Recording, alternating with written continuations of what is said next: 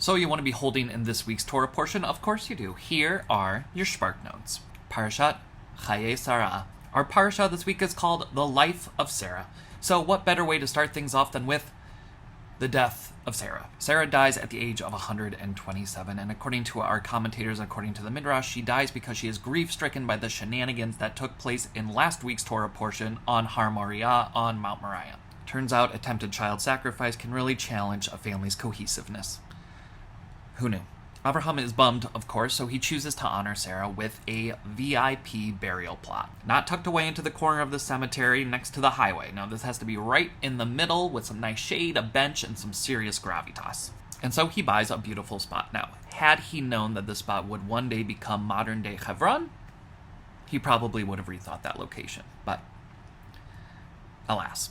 Now, all of this end-of-life tachlis gets Abraham thinking about his own legacy, and so he decides to call up his servant, and he says, "Put your hand on my thigh, I have some really important information I want to tell you." And I like to imagine that there is not actually any ancient cultural significance to this that we just don't know about anymore, but that he just awkwardly asks his servant to put his hand on his leg for the conversation. It's just funnier that way. But sure enough, the servant grabs some leg, and Abraham tells him about his plans for Isaac. Isaac needs to be married off to someone back in the Alter Haim, back in the homeland. But here's the tricky part. That person also needs to come back to Canaan. The servant asks, well, if she wants to stay back in your hometown, should I just say that's okay? And Abraham is like, God, no.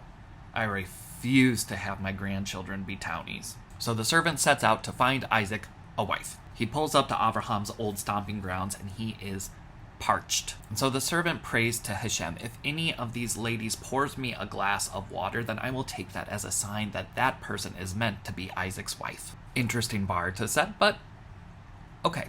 Sure enough, Rebecca strolls down to the well with her jar on her shoulder, and the servant runs up to her and asks if he can have some water. And Rebecca, being a person of basic human decency, says, sure.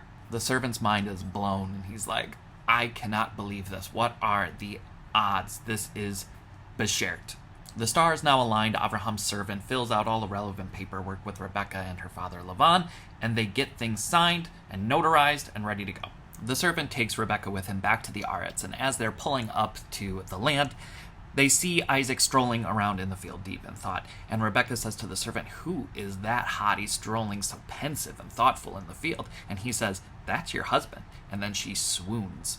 And Isaac is equally smitten, and despite the servant's questionable approach to matchmaking, he really hits this one out of the park. The servant is very pleased with himself, and he becomes a full-time shadchan in Beverly Hills, and some people even say that he's the one who introduced Sarah Jessica Parker and Matthew Broderick. I don't know if it's true, but that's what people say. With love in the air, Abraham feels inspired, and so he golden bachelors it and marries a woman named Keturah.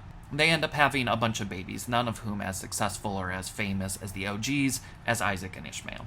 And then Abraham dies, and it's up to Isaac to pick up his father's legacy. Does he do it? Yes. Pretty much word for word, action for action, footstep for footstep, well for well. But we will talk about that more next week, because this was Parashat Chayei Sarah, and these were your SHPARK notes. The rest is commentary. Go and learn.